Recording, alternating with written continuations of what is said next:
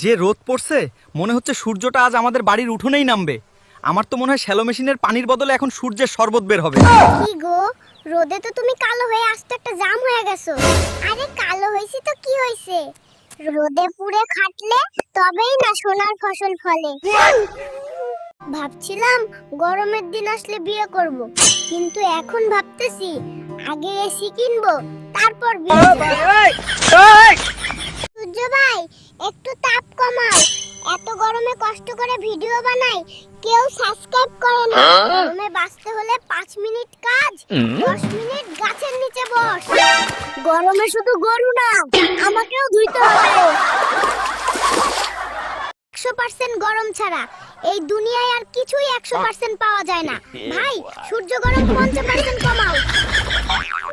ওগো, জমি থেকে তো বিরিয়ানি চাষ করে আনলাম, কিন্তু বিরিয়ানি তো ঘেমে যাচ্ছে।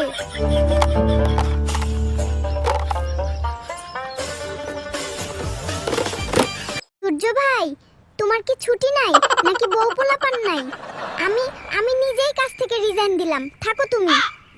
এই রোদে ধান কাটতে কাটতে আমি নিজেই ধান ভাজা হয়ে যাচ্ছি।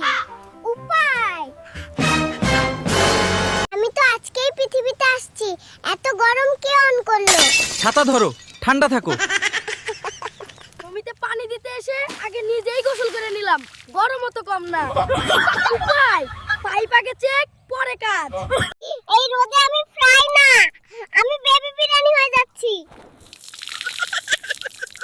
আজ পরে আগে তরমুজ উদ্ধার মিশন। এই গরমে তরমুজই আমার বস। ঠান্ডা ফল খাও। তুমি এত হাসো কেন? আমি তো আইসক্রিম না যে গলে যাব। গরম। হাই সূর্য, একটু ছাতা নাও।